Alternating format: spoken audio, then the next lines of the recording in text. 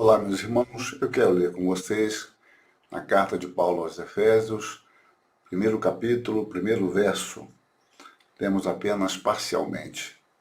Paulo, apóstolo de Cristo Jesus, por vontade de Deus. Amém. Meus irmãos, uma das coisas fascinantes nas Escrituras é a sua autoridade, obviamente. Ela se constitui no poder de Deus. Deus opera a transformação na vida de todo ser humano. A palavra de Deus sempre é poderosa, ela é eficaz dentro do propósito que Deus tem em vista. Um outro aspecto que eu quero me deter hoje é na sua origem. A Escritura é de origem divina. O autor primário da Escritura é o próprio Espírito Santo. Toda a Escritura, diz Paulo, é inspirada por Deus. E no registro da Escritura nós temos um período aí de em torno de 1.600 anos. Reparem, muito tempo, muitas transformações culturais ocorreram neste período. Nós temos a Bíblia escrita em duas línguas bem diferentes, basicamente em grego e hebraico. O hebraico muito mais romântico, o grego muito mais preciso, o hebraico mais poético, o grego preocupando-se mais com conceitos. E é claro que essas classificações que eu faço são classificações bastante superficiais, mas apenas para que possamos ter uma noção de alguma distinção existente. Deus se valeu de homens diferentes, em torno de 40 homens, de nacionalidades diferentes, culturas diferentes, em épocas diferentes. Nós temos Moisés, criado na corte, dentro da sabedoria egípcia. Nós temos Amós, boeiro, colhedor de sicômoro. Temos Josué, que foi lapidado durante o deserto, convivendo com um povo de dura cerviz e, ao mesmo tempo, acompanhando a Moisés em todos os momentos ali daquela travessia no deserto. Nós temos Isaías, um homem da corte, um homem mais refinado. Nós encontramos no Novo Testamento Lucas, um médico amado, Mateus, um coletor de impostos, temos Pedro, pescador, temos Paulo como um grande erudito, grande mestre da lei. São pessoas diferentes, de formação diferente. E Deus se valeu deles para registrarem o que Deus queria, Deus quis e de fato fez. Deus fez registrar totalmente a vontade dele. Mas, curiosamente, Deus, nesse propósito santo de fazer registrar a sua palavra, ele se valeu destes homens. E estes homens têm os seus estilos próprios. O próprio Pedro se refere a Paulo como que alguém que escreveu coisas difíceis conforme a sabedoria que lhe foi dada. Os Salmos nós encontramos a ênfase poética, é um grande livro de cânticos do povo de Israel, e isso tem se estendido à igreja de forma ainda que não exclusiva, mas inclusiva. Os salmos devem ser cantados juntamente com outros cânticos que Deus propicia por meio do uso de seus servos, servos fiéis a Deus, que têm musicado a palavra de Deus e têm musicado também a experiência cristã que parte da palavra. Mas Deus, então, se vale de homens diferentes. E o estilo de cada um é preservado sem que haja erros. Há casos curiosos, inclusive, quando Deus faz com que a sua palavra seja registrada sem que seus servos tenham necessariamente uma compreensão adequada do que eles estão falando.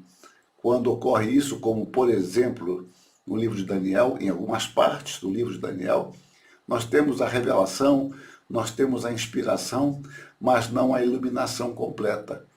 No sentido de que Deus deu o conteúdo, Deus fez com que estes homens registrassem este conteúdo, mas eles não tiveram a iluminação de Deus para entender perfeitamente o que estava sendo dito, o que estava sendo registrado. O que eu quero dizer com tudo isso é que Deus é soberano no uso dos meios que ele faz. A sua palavra foi escrita conforme Deus quis que fosse. Deus se valeu de seus servos com as suas personalidades próprias, com o seu estilo próprio. Por isso, cada um deles continuou sendo o que era. Paulo continuou sendo Paulo. Pedro continuou sendo Pedro. Amós, Amós, Isaías, Isaías, Josué, Josué. Ou seja, meus irmãos, ser usado por Deus não significa que nós tenhamos uma única personalidade.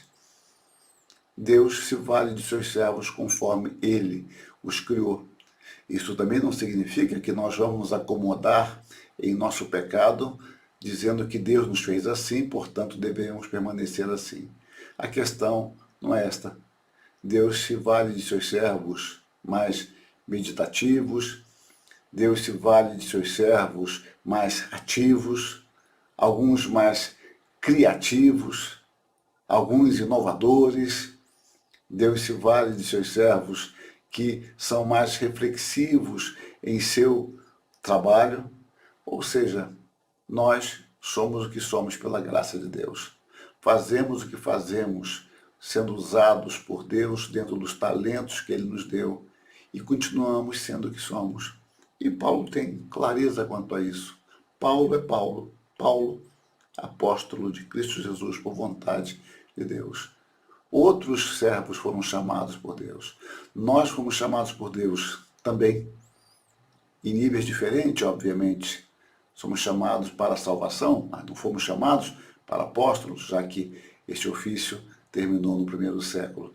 Mas Deus nos chamou também. Mas Deus não transformou Hermes em Paulo, nem em Pedro.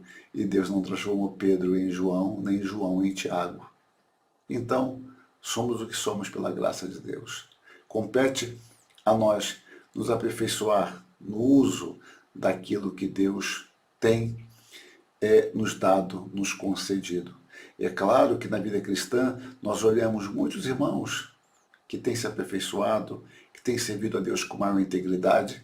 Isso serve de modelo para nós, de inspiração para nós, tendo sempre como modelo máximo o próprio Senhor Jesus Cristo.